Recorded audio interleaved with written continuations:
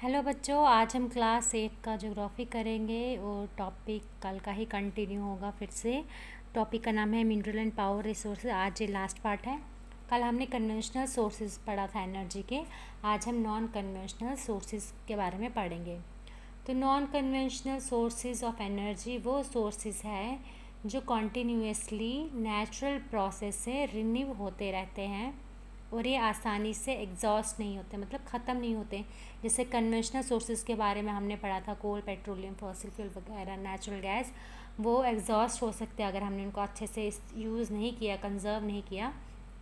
लेकिन जो ये नॉन कन्वेंशनल सोर्सेज हैं ये आसानी से एग्जॉस्ट नहीं हो सकते, ये जनरेट होते रहते हैं। सो ये रिसोर्सेज जो है ये हम बार बार ही यूज़ कर सकते हैं। तो इसकी एग्जांपल है solar energy, wind energy, tidal energy, biogas energy, biomass energy, sorry, geothermal energy. तो ये इसमें आते हैं नॉन कन्वेंशनल में। सोलर एनर्जी जो है हमें पता है वो ख़त्म नहीं होगी और ना इससे पोल्यूशन होता है, लेकिन जब इसको इंस्टॉल करना होता है तो ये बहुत ही एक्सपेंसिव काम है। और जब सोलर एनर्जी आती है तो उसको हम एक ही जगह पे जमा नहीं कर सकते, मतलब वो स्कैटर्ड फॉर्म में आती हैं। तो फिर विंड एनर्जी जो है वो क्या है, कोस्टल एरियाज़ और माउंटेन पासेस में वहाँ पे इसको अच्छे से हार्नेस किया जा सकता है विंड एनर्जी को। तो नेदरलैंड्स में विंड एनर्जी को काफ़ी अमाउंट में हार्नेस किया गया है। जर्मनी, डेनमार्क, यूके, यूएसए और स्पेन में भी विंड फार्म्स हैं। विंड एनर्जी भी नॉन पोल्यूटिंग है, सेफ़ और क्लीन भी है। बट ये विंड एनर्जी से क्या होता है, ये रेडियो वेव्स और टीवी वेव्स को जो डिस्टर्ब करता है। इससे बहुत नॉइज़ पोल्यूशन भी होता है और ये विंड एनर्जी जो है वो बर्ड्स के लिए हार्मफुल है। अब फिर बात करते हैं जियोथर्मल एनर्जी की। तो जो हीट एनर्जी जो हम अर्थ से ऑब्टेन करते हैं, अर्थ से हमें हीट एनर्जी मिलती है, उसको हम क्या बोलते हैं, जियोथर्मल एनर्जी बोलते हैं। तो ये एनर्जी किसके फॉर्म में आती है, हॉट स्प्रिंग्स के फॉर्म में मिलती है।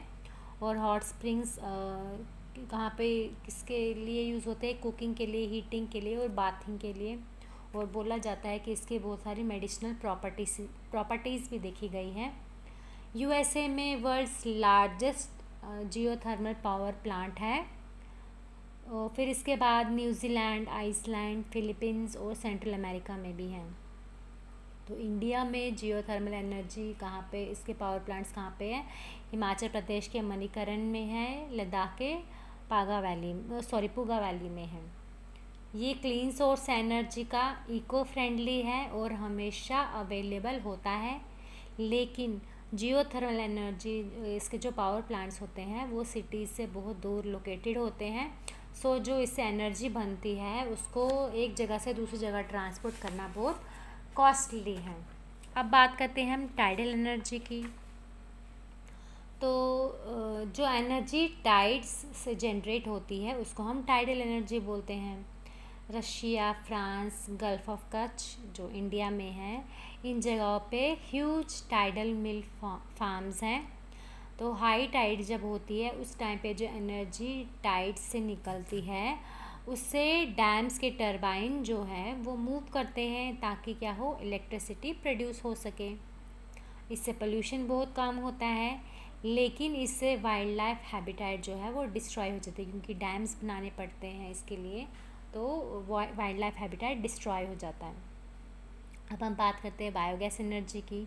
तो जो ऑर्गेनिक वेस्ट है, जैसे कि डेड प्लांट हो गया, एनिमल मटेरियल हो गया, एनिमल डंग हो गया या किचन वेस्ट जो हो गया, इसको कन्वर्ट किया जाता है एक गैसियस फ्यूल में जिसको बायोगैस बोलते हैं।